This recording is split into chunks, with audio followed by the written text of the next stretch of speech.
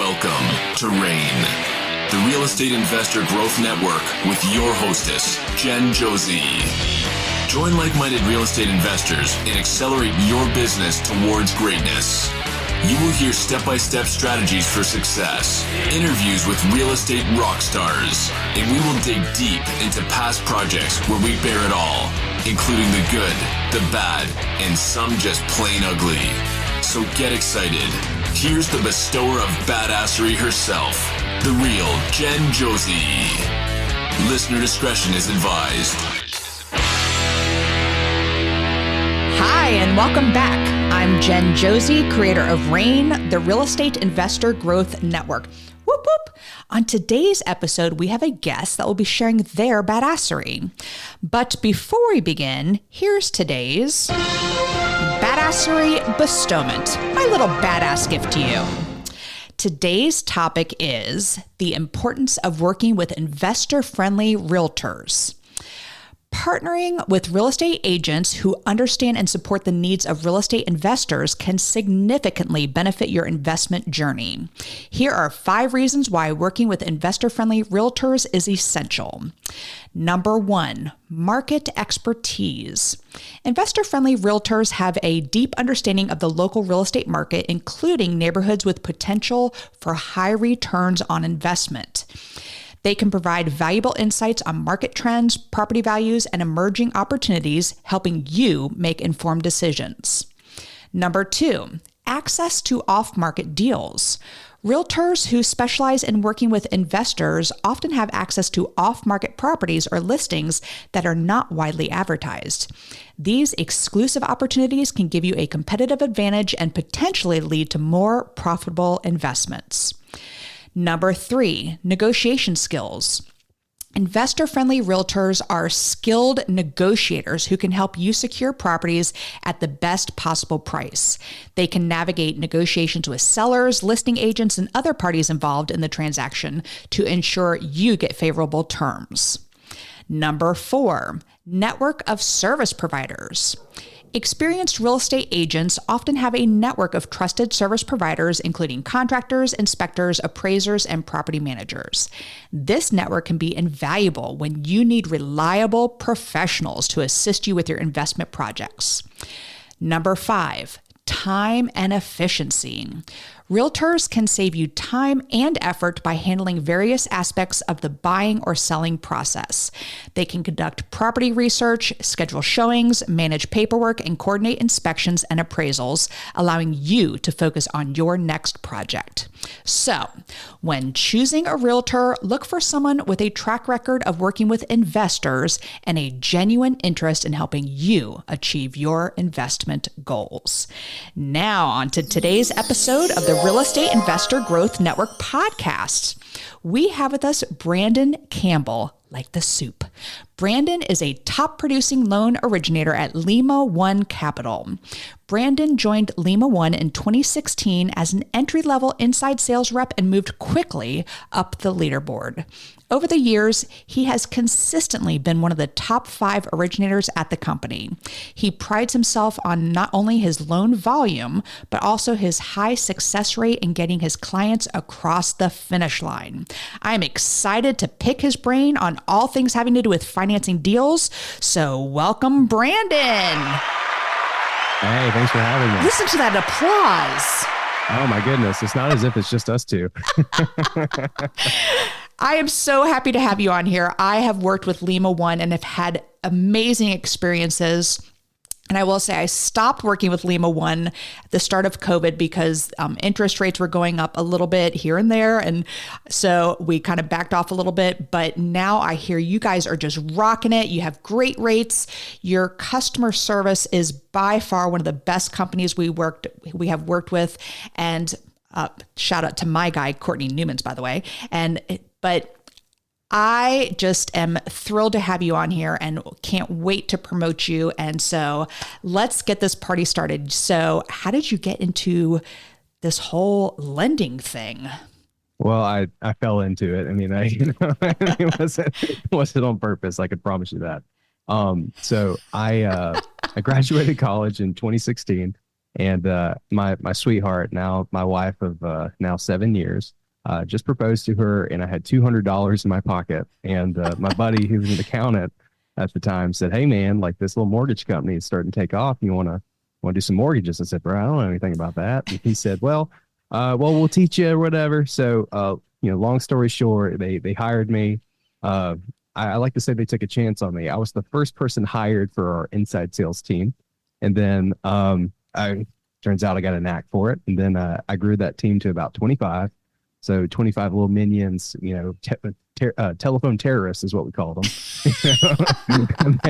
they called people until they buyed or they died, whichever was first. So that was my motto. And then my boss came to me. He's like, "Hey, do you want to continue this path in management, or you want to do your own thing?" And so then I decided that I wanted to be originator. There's more money in it, of course.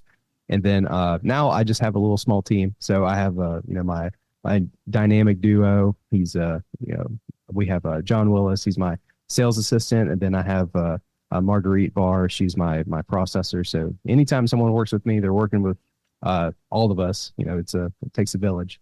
But over the years now, it's my 8th anniversary on June 1st this year. That's my birthday. Hey, nice. It's a great day. But as of today, I've done 1,700 loans. Woo. And the majority have been like fix and flips and rentals and stuff. And then, what's really cool is, and I could back this up with an internal company stats. It's not me, bloating it, but I'm close to 80% pull through rate. That means that if you apply with me, I have an 80% chance of you getting a loan. The industry standard is probably like 50 to 60, and that's like a coin toss.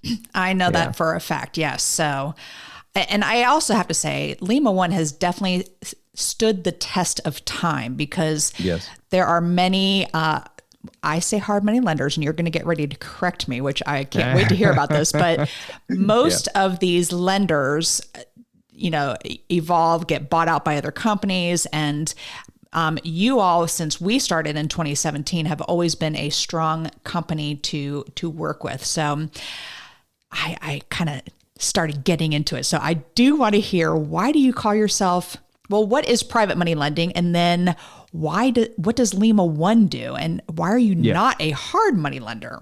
Yeah. So it's those terms historically have been interchangeable. You get hard money, you got private money, and then you got bank lending. I would say those are the 3 major categories. Now, the misnomer here is that all private money lenders are hard money and all hard money is private money. Now, the distinction that I want to make is, hard money I describe as it's either individual or small company, maybe a family office, somebody with a little bit of money and they lend it out in real estate projects. So that, I would classify that as hard money. And then, you can scale that up a little bit. So a small office of 30, 50 people, and they're lending money out, raising equity and lending it out, stuff like that. And then bank lending, we're all familiar with, and, we all know the stereotypes. I got to send my 10 years of tax returns, blood vial, and then they want a DNA test, to make sure. Firstborn, they want everything. So private money is where these two things meet together. So, the difference is, we're, and since by the way, at the end of this episode, you're going to start buying real estate with us again. I'm going to go ahead and say that. Since 21, we've really, seen a ramp up in our business. And what it really was, the secret sauce was we got bought out by a publicly traded company. Really? Yeah. It was really cool. So MFA Financial, they were, fun fact, during COVID, they were like one of the most traded stocks, which interesting. is kind of cool on Robinhood, whatever. But MFA, they have been instrumental in supplying capital for our business. I cannot say good enough things about them. So this is kind of nerdy finance stuff, but there's 2 different models. People sell their mortgages to a bunch of different hedge funds, private equity groups, yada, yada, yada. But now we have one buyer. And so it just makes our loan process more consistent. And then also, since we're plugged into the tab, we're not we're not transacting with them. They own us, their money's our money. It just makes it a little bit more seamless. And we can say yes consistently. We can say no consistently. We can have a more consistent process, a more cohesive process for our customer, because this is Lima's box. This is how we do it. it create, I'll put it this way, and this is a theme that I want to kind of keep going over. 99% of customer experience is expectations, or setting proper expectations. And so MFA giving us a runway and giving us, a road that we can go down, then it just makes it easier for me to explain to people what we do and how we do it and what our guidelines are. So, but that's private money, going back to the question. So private money is maybe institutionally backed firms that, participate in securitizations, maybe they balance sheets and stuff, but private money is more well capitalized than hard money and easier to work with than a bank. So we're like best of both worlds. Okay, I so don't get that, because in my brain, private money lenders are literally like a family member, a friend of the family, someone who you know personally, who is lending you money at an interest rate of, say, 8, 10, 12% interest, and they're super flexible to work with. They will, the terms are completely more negotiable, whereas I look at you as more of like an industry, and so explain to me the difference of what I consider a private money lender as opposed to you, I would call a hard money lender. Yeah. So we've been trying to spearhead this. So like, there's an organization that we're a part of, and I think our CEO is on the board. It's called the National Private Lenders Association. And so in its, all the big guys in the industry, so that's the Lima Ones of the world, and then our competitors, they are part of this organization for governance, ethics, and then also like swapping ideas and stuff like that and keeping industry tabs. So, I mean, it's not as if like you can't say like, okay, well, a private individual, that's a private money lender. Yeah, sure. But like, the way that I would classify ourselves is, we're not hard money. We're more private, institutionally backed capital. It's probably the easiest way to describe it. But, here's the thing. We lend money and we help people build wealth. That's it. That's the important part. So that's the important part. Excellent. Yeah, you can call me a janitor. I clean stuff up. I don't care. Well, many of my listeners are just getting started in flipping houses or doing the BRRRR strategy, buying some buy and holds, etc. So I love how you talk about leverage in here and why you should use leverage, because a lot of times when people say they want to get into flipping houses, they're using their own money. And so that makes them do like, one property at a time, one flip. It's not scalable at all. No. Whereas when we have students, I work with Tariq Al Musa for the Homeschooled by Tariq coaching program, and people are blown away. We say, no, you use a hard money lender. You're going to be paying a little bit higher interest rate because they're taking on more risk, or private money lender. And then you can have, so it's very little money coming out of your pocket. If some will allow second positions, which then you don't have to have any money coming out of pocket. And it's very mind blowing, but it's a very scalable technique to get into flipping properties. So how does a new person come to you? Like, what is the process of getting a loan from Lima One? Yeah. So it's very simple. I just need 3 things. So I need preferably a 700 or higher credit score if you're a first timer, very first timer. Credit score requirements. And you do lend to first time flippers? Yeah. So listeners, this is huge, because so many lenders that people work with, they say, you have to have 2 or 3 flips under your belt, or you have to work with someone who has 2 or 3 flips under their belt. So Brandon, this is huge. So you do lend to first time flippers. Okay. So I got excited. Sorry. 700 credit score. 700 credit score. Second thing is at least 20 grand in the bank. Well, as always, preferably higher. But like, if I had to give you a number, 20 grand at least. And could that be in, say, like a retirement account? Yeah, absolutely. Okay. Yeah. So the monies can be compiled together. So like, hey, I got 10 grand over here. I got 50 grand in my 401k. I got a HELOC. I got, an annuity. Yeah, we can combine all these things together and then give you a number that we're willing to pre-qualify you on. But that's only 2. That's 2 out of 3. And the last thing is just a business entity, which you can go to LegalZoom.com, not sponsored, but obviously, it's easy. So that's it. All right. Well, that's doable. But don't you look at the numbers of the project and say, ugh, that's a horrible deal. No, I will never tell a customer that, especially if they're learning. Come on. But that's just to get pre-qualified. So like if you want to get pre-qualified, okay. Yeah, to get pre-qualified. Now the deal, obviously, the one thing that I'm looking for is just profitability. So I want to make sure there's a healthy gap between what you're buying it for, what you're going to put rehab into, and then also what you're ultimately going to sell it for. So now and we're not unique in this fact. So like we have different, we call them tiers. So the more flips that you can do in a 3-year period, essentially the higher tier that you are. And what that essentially does is it gives you access to higher leverage, like pricing, whatever. So tier 1 would be starting out, and then tier 5 is like, hey, I flipped 50 houses last year. So I can help everybody in the in-between, but for the first timers particularly, just so everybody has an understanding of how this works, generally speaking, for the very first deal, I'll be lending between 80 to 85% of the total cost. So of the total cost or the purchase price? Total cost. So what we do is we add the purchase price. So loan to value. Yeah. Is that what that's called? Okay. Well, loan to cost is like to cost. Sorry. Yeah, loan to cost. Yep. So it's and these terms, they're very fleeting. So I can break it down. But the loan to cost is the purchase price and the renovation budget added together. So I'm lending between 80 to 85% of that number. So if it's a 100,000 purchase, 100,000 rehab, I'm lending 80 to 85% of the 200 grand, just to make it easy math.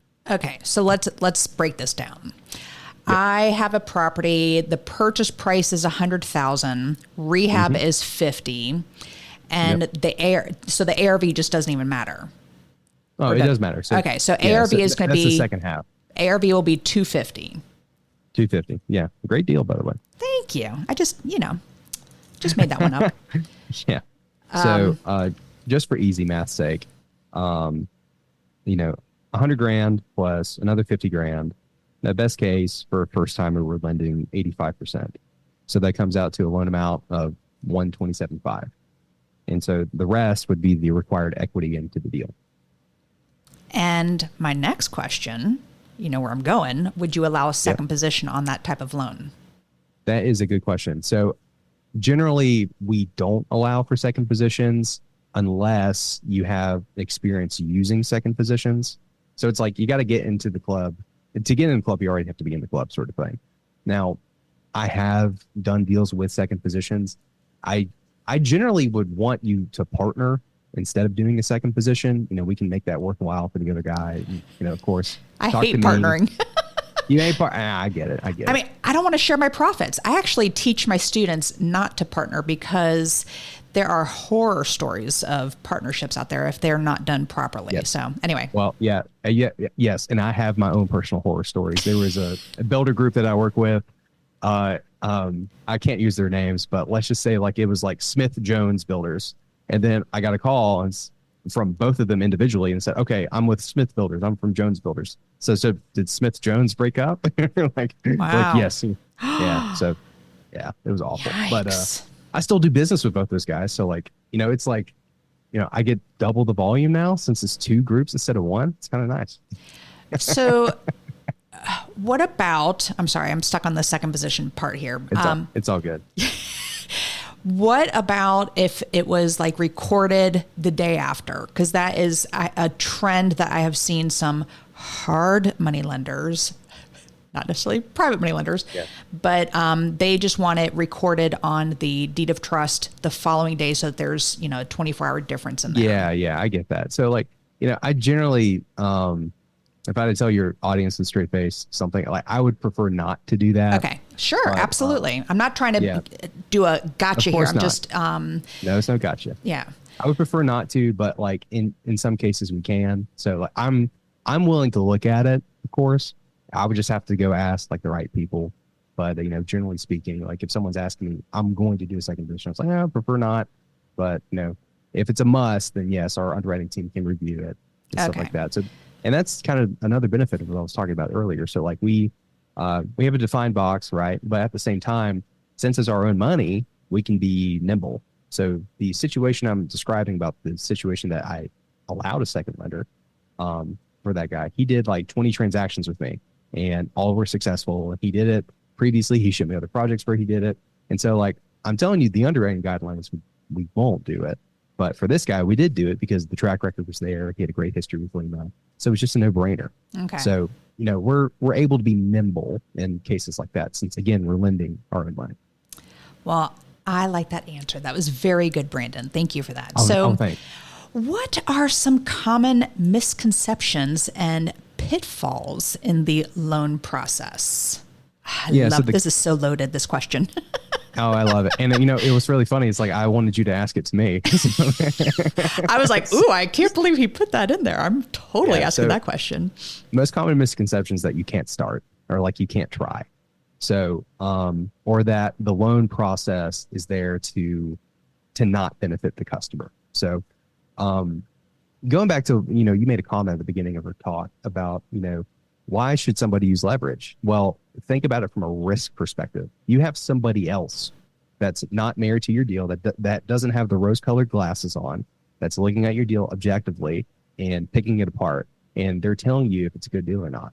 So I think that's incredibly valuable. The way that we vet our deals is obviously we appraise them, we give an appraisal, and we also vet not only our borrower or what we call the sponsor, we look at the construction budget.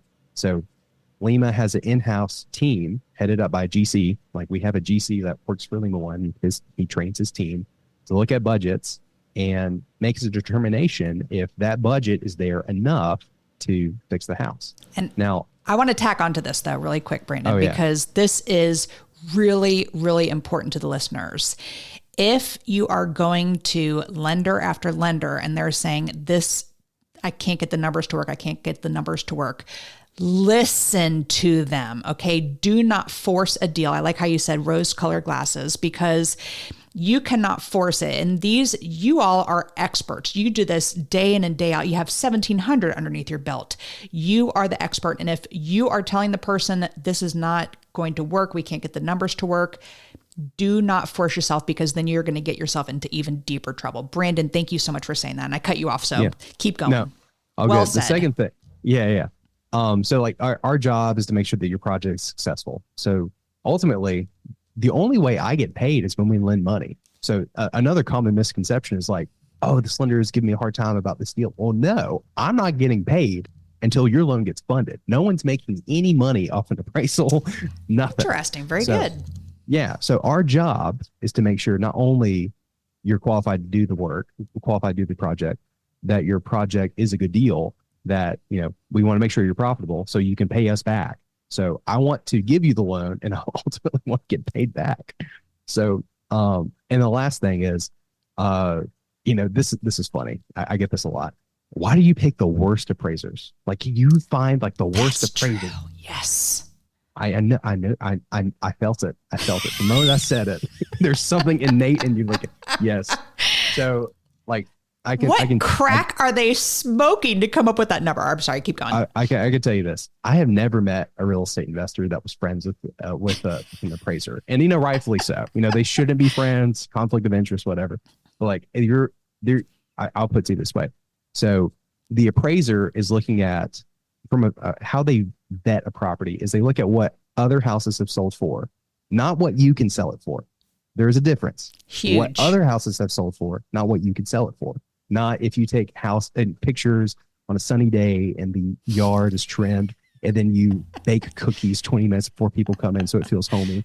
Like there is a fundamental difference between what other things have sold for and what you can sell it for. Now, I know for a fact that people do get loans through us and they're able to sell it higher than what the appraisal amount is. I know, I get it. I absolutely get it. I hear it all the time. But I'll give you a number, new listener. So, or new investor. So like if you're budgeting a house to come in at 350, don't be surprised if it comes in at 335. Don't be surprised. So little differences like that are very common. What's uncommon is like it came back like $100,000 less, unless you just completely missed your comps. But generally speaking, like a 10% variance is normal, and that's how the business works. Now, an appraiser, another thing too, he's not going to stick his neck out for you. Correct. He's not going to say like, oh, this guy's got to figure it out. I'm going to put my livelihood on the line for this guy's value. He's not going to do that. If anything, he's going to be conservative because, I have a wife and 2 kids, and I'm sure he does too. So, I mean, that's another thing to keep in mind when doing this. So loan process is there to help you. Appraisers are not going to, they're looking out for their own interests. Okay. And they're going to be conservative. But the thing is, our process is made in such a way that we can still get a deal done. If your appraisal still misses, well, let's work on it. We have like if you fundamentally believe that this appraiser, just did some hardcore drugs before doing this report and he stayed up 5 days straight. Like, okay, sometimes we get values that are just crazy. However, we have a process. We can get a new appraisal in some cases. There's a way. There's a method to the madness here. So that's like, if I could say like 9 out of 10 complaints, it's appraisals. It is, because the expectation from the customer to what to what the report actually is, it always misses. And even with you, I mean, you've done how many deals and how many appraisals? How many appraisers have been like, oh man, this guy's awesome. I love him so much. Well, I can guarantee it's probably like on one hand. Well, I gotta say, and I honestly agree 1,000% with you. And this is a true story. We have a tear down rebuild that we're getting ready to do. And I disagree. They put us like $200K over what I really think we can get for the property. So I'm like, okay, on the my advice, keep your mouth shut. Oh, I did. Trust me, I did. And now it's publicly on a podcast. But I was like, I still ran my numbers to the lower number because I just, I still want to, anyway. Well, here's a horror story. That's the first time that's ever happened. I was like, really? You think it's going to get 1.2? Wrong, but whatever. So go ahead. Well, I'll tell you a horror, or like it's hilarious. So not really hilarious. It pissed me off at the time, but we fixed it anyway. But client is flipping a luxury house in Charleston, South Carolina. For those unfamiliar, it's like I think it's like the oldest port in the United States. It's got like cobblestone roads, and the house is built in the 1850s. I love Charleston. Okay, so Yes. All right, so he flips houses on Rainbow Row. This customer, wow, yeah, dude, he's my favorite. I love his product. My wife does too. But we did a deal. He projected his sales price to be $3 million. I got 2 appraisals because normally over $2.5 million, it's just funny money. Right. We want to make sure that like it's legit appraisals. So we order 2 if it's a large value. Not uncommon, but it's for other lenders. But we do it too. First appraisal came back at 3.5, and remember he projected 3. The second appraisal, 2.2 million. Yes. Wow. I was shook. Now, here's another thing too to keep in mind. What went wrong is not that this appraiser was awful. He did other work for us and it was fine. It's that there was a misconception in the budget about the level of finishes. So the appraiser looked at the budget and the guy didn't communicate. I'm using like a French tub. I'm using marble from like Ethiopia or something absurd. Like, like the highest end freaking finishes you can think of. He didn't communicate that in his budget. So he came back at 2.2. And so what we did as a firm is like, okay, where did 1.3 million go? I mean, like, that's crazy. Exactly. So what we ended up doing is getting a third appraisal and it hit at 3 million and we did the deal. And the guy sold it for 3.2. So I mean, there you go. Funny how that ended up. Rainbow Row. Ooh, love to get my hands on one of those. Nice. Oh yeah. It was a blast. But so appraisals, it's crazy. And then another thing worth mentioning too is like another common pitfall is just not knowing your deal. So I can't tell you how many times that people will send me a budget and it'd be like 20 grand, but they're neglecting the roof, they're neglecting the HVAC, they're neglecting the mold underneath things. So like, again, going back to my comment, like we want to make sure that your project is successful, and Bubba, you can't replace a roof and a HVAC and the entire house and all the finishes and all the countertops for 20 grand. You just can't. Nope. It's not 1985 anymore. Things are more expensive. So those are things that we run into a lot. And so again, as your lender, I'm your partner, and ultimately I want to make sure you're successful so you come back and you keep doing this. I have taken people. This is like one of my first calls in the job was this guy out of Kansas City. Shout out Nelson, if he probably will listen to this. But he did 2 flips. He did 2 flips. And now he does 3 a month in Kansas City with Lima One. Like all with Lima One.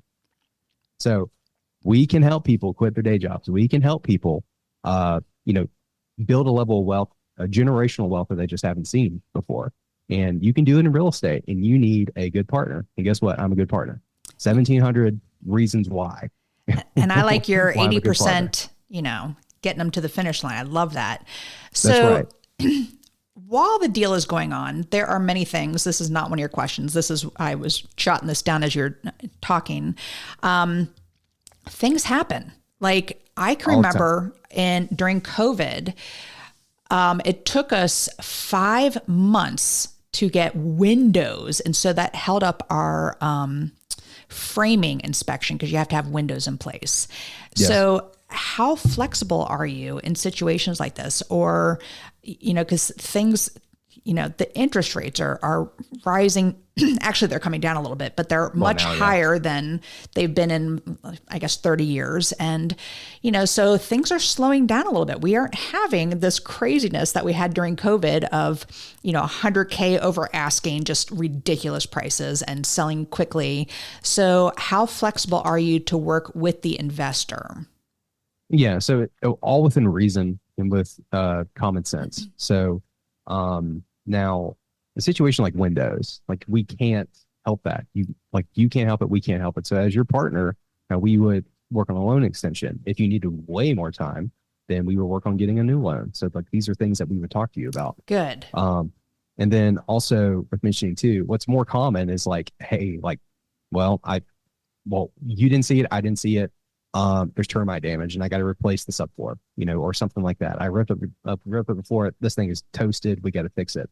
So yeah, we do budget reallocations. We'll do new loans. I mean, so part of being what's considered a balance sheet lender, like we're lending our money, is that we not only take the risk and originate the loan, we take the risk as to the life of the loan. So yeah, we're deathly interested in making sure that your project is successful. So yes, we will be nimble, but I will say no in some cases too. So like I will not, if you do not steward the money well and you do not steward your project well, then yes, you'll have to find other means. But if you're working with us and you're letting us know what's going on, when it's going on, then absolutely we will work on something. Well, that's huge. And because when you're working with these larger companies, say, the hard money lenders, they are very like, nope. It's 12 months, we're calling the loan. And I mean, it's heartbreaking to, I've had some students that have really been in super tough situations with a certain lender that we talked about before we start. That will remain unnamed. Exactly. And, even in a situation with, say, a contractor, like if you're general contractor, just yesterday, a woman called because we have a construction business and her contractor claimed that he did some of this structural repairs. And then when the inspection came, none of it was done and he had already spent that money. And so there are situations all the time where it was, she was trusting this person and, but how much was she monitoring this person too on, coming from, you have to really look at the situation here, but it happens and flexibility is great. If someone needs to extend a loan, what is a typical payment to extend a loan? Yeah. So typically industry standards like 1 point. 1 point. Additional. Yeah. And for the listeners, that's 1% of what you lend them or the total cost of the project? No, the loan amount. The loan amount. So okay. Yeah. 1% of the loan amount. But, the thing is, if you need more than 3, the thing is the extension's in place for, hey, the buyer on this, their financing fell through and we have to go to another lender, or situations like, hey, I just finished the project. I have a contract, I need just a little bit more time to, do the final touches before I list it. So those are extension worthy things. But if you say like, hey, like I've spent 50% of my budget, no, same thing here. Like I got structural work that isn't done. Mm-hmm. Well, let's talk about doing a new loan then. Like we'll make it work. We'll make it pencil. Yeah. So, I mean, it's, there's nuance here to the conversation. So, but yeah, extensions, they're in place to help if you need it, but it's not necessarily like the fix if you need a lot more time on your project. It's probably the best way to leave it. So what are some big no-nos? I'm thinking of one in particular. What are some big no-nos that, people you lend money to, that stupid things that they do? I'll just give you the example. I have heard of people moving into the rehab while it was going on. And I know that's a huge no-no. Yeah, so, that is a no-no. It is. So, now I will tell you, dear listener, the only time I've ever seen it work is a guy parked his RV on the front lawn. It technically didn't live there. Okay, fine. But, at the same time, don't live in it. But the other no-nos, I think, in the loan process is and also this just goes to like overall like financial health. Like I wouldn't borrow money to go borrow more money. Like that's a house of cards, especially or liquidate your credit card to go get a hard money loan. Like these things, like these aren't smart things to do, because if your project goes sideways, right, you have no money and you're in debt to, everybody. So I prefer the thing is like, going back to our second lien conversation, I want to shy away from that stuff because like the dear listeners listening to this, I was on the end of a phone call. A guy had 10 properties at the beginning of 2023 that he bought during COVID. It was gangbusters. He got second liens on, couldn't sell them. All of his second liens were due. They were 12-month loans, and he got extensions on the hard money loans. So he couldn't sell it. And then also a refinance with me meant that he would have to bring down the second liens, which was hundreds of thousands of dollars. Wow. So don't get yourself in a sticky wicket, something that you can't get yourself out from under. So I would avoid doing that. And then also, don't doctor your bank statements. Don't doctor your bank statements. And then that's hello. Wow. So I'm assuming that's happened. Oh my gosh. Wow. If you had a beer in the afternoon, I tell you, if you're going to do it, at least use the same font. All right. If it's Times New Roman, don't use Arial. Come on. Or Comic Sans for that. If you use Comic Sans, you're permanently banned from every lender ever. So this is also helpful. I'm going to cut you off here because we're going to get to the second part, but I really have a really important question. Brandon, you're so easy to talk to. So can you just quickly explain how draw schedules work? Yeah. Because people get really surprised. They're like, they won't give me the money for it because they haven't done the work. So just explain how it works. Yeah. Okay. So this is kind of industry standard, but like work's got to be done, gang. So that means that your kitchen cabinets can't be sitting in the living room. They got to be on the wall. All right. That means that your sink needs to be not in the bathroom, but in the kitchen. So like, common sense things like that. So now Lima is flexible.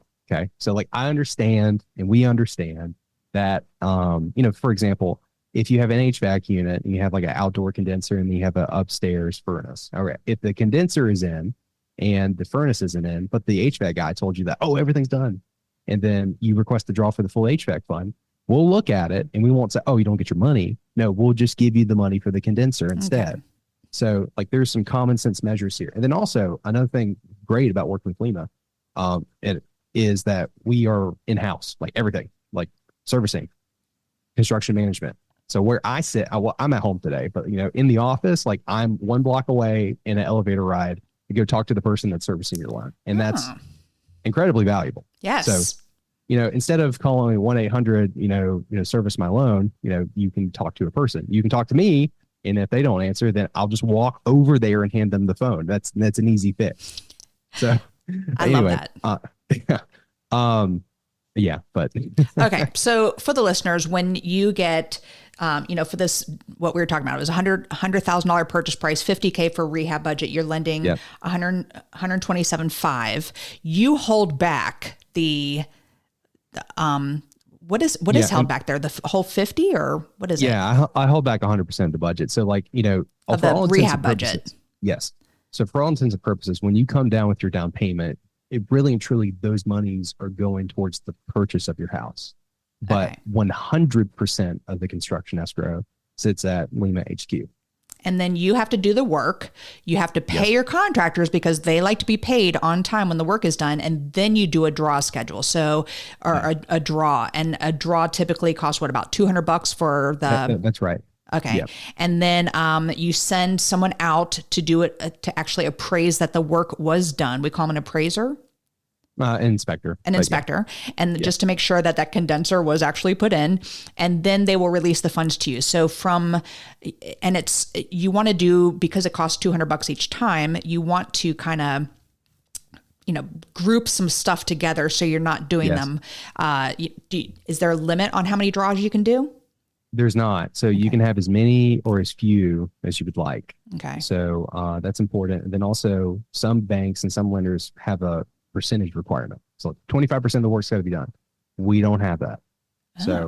Work is done. As long as work is completed, we can send an inspector out. They'll inspect it, and then you'll wire your funds. Now, I know what your next question is going to be. How quickly can I get my money? That's it. Yep. Hey. So we can boast that 99%, I heard this is a corporate thing, so like 2 weeks ago, sorry, it's fresh in my mind. 99% of the time, you get your money within like 4 days. Nice. 4 days. So that means like on a Monday, you request your draw by Thursday, Friday. We say Thursday in South Carolina, but Thursday, Friday, you're going to get your money. Well, that's the goal. That is fantastic, because we have waited like 2 weeks for a draw to come in. And that's, when Maybe you didn't have work completed. There you go. But a lot of people get stumped because they think, I bought all these supplies, I've spent all this money, I want to get a draw. No, it's not for materials. It's for it to be actually completed and installed in the property. So, all right, I'm getting off my soapbox about that. Brandon, thank you so much for that. How do the listeners find you and Lima One to submit a project to get a loan? I'm not too hard to find. I'm the only Brandon at Lima One. Wow. That's my email, Brandon@LimaOne. And it's LIMAONE, not the number. That's right. .com. Yep. Perfect. So I'm not too hard to find, guys. So I'm always willing to look at projects. If not me, then one of my team members can help you. Small triad of folks. Slinging some loans. I do love my Courtney, but man, I'm going to have to be reaching out to you from now on, Brandon. So look at there. I would love to work with you. All right. So that leads us to the second part of the podcast, which is what makes Brandon Campbell, like the soup, a badass. And I use the acronym BADASS. And the first letter is B for book. What's a book that's made a huge difference in your life? Yeah, it's actually a recent book. So it's David Goggins' Can't Hurt Me, Master Your Mind. I've heard this one come up a lot lately. I've just got to get this book. I love it. I mean, like it's the way that I read it, it was like high octane, like action movie style. Like his story is so inspiring. So last year, I went on the journey to run a marathon, and like I was like, oh, David Goggins, like it'd be great to read. So in October, I ended up doing a half marathon, and then 3 weeks later, I had heart surgery. David Goggins, I'm fine, thankfully. But I know that is a right turn, and I know that But David Goggins, like this year, I've been taking it easy for my heart. My wife tells me I'm required to, but I want to get back into marathon training. I ran a half marathon, and it was a lot of fun. But I want to do the full bore, and then we'll do beyond that. So, but that book is changing. Wow. Well, you can run the marathon on my behalf as well, because my ass ain't ever getting out there running. I can tell you that. Hey. Yeah. But good for you.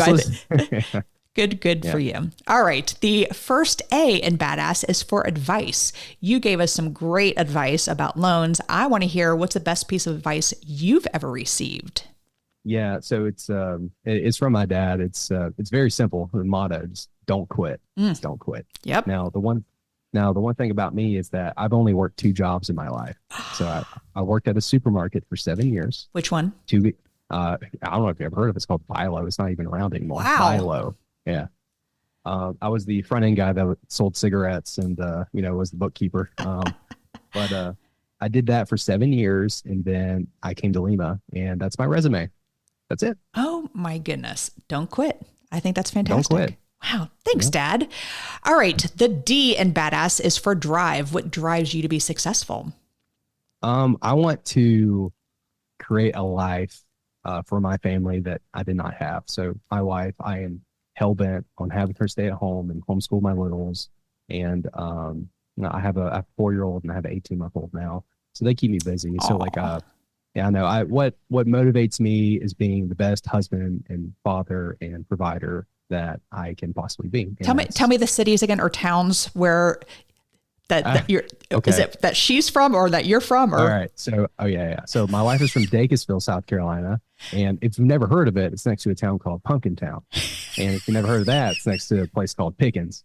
And it's they all share a Dollar General. That's how you can find it. I love all of that. I moved from South Florida to Raleigh, North Carolina, and then I would venture out into some of these small towns. I was like, oh my goodness, where have I ventured to? So I bless love your it. heart. Bless your heart. Exactly. All right, moving on here. I forgot where. Oh, the second A in badass is for aspiration. I'm a big goal setter. So what is a goal you're currently working on? I want to do 500 deals in a year. So Boom. I want to do 500 fix and flip, rental, apartment complexes, short-term rentals, mixed use. I want to do 500. Oh, you finance short-term rentals too? I do. We didn't even get into that. Oh my goodness. All right. Yes. Yeah. I mean, there's the thing is, Lima does a bunch of stuff. So, email me. Let's talk about it. Okay, so let's go over really quick. So you do DSCR loans, short-term rentals. You said long-term rentals. Keep going. Fix and flip. Yeah. Fix and flip. Heavy rehab. Ground up new construction. Apartment complexes. Do you do mobile homes? No mobile homes. That's a tough one. It's that damn VIN number that people are like, ugh, can't do it. That's right. Yep. Anything else that we forgot? No, that's about it. So yeah, if it's a house that you don't live in, that's, not on wheels, I have a loan for it. Perfect. Well said, Brandon. All right. The first S in badass is for systems. I'm sure you're a big systems guy. So what are systems you have in place to help you achieve success? Well, I like to keep it simple, stupid. So there's only 2 things that I use. That is Trello for my pipeline, and I use Google Sheets to keep track of my trophies of all my deals. So it's, the thing, we have really big corporate systems that we use, but I like to use just the, basics, redneck way of doing things. Just jotting it down on Trello. Pumpkin Town and Pickens. Pumpkin Town, Pickens, and Dacusville. All right, this has been so much fun. So to wrap this up, the final S in badass is for success. What does success mean to Brandon Campbell? Well, success is something that you never get. So if you keep striving after it, right? Now, I'll put it this way. I don't have a good anecdote, but I don't want to ever say that I'm successful. I just want to keep working towards success. And success to me, well, we'll see when we get there. I want to keep grinding. I want to keep doing loans. I want to keep, helping people rebuild America's neighborhoods and build generational wealth. What success looks like there, we'll never know, but I'm going to keep striving after it.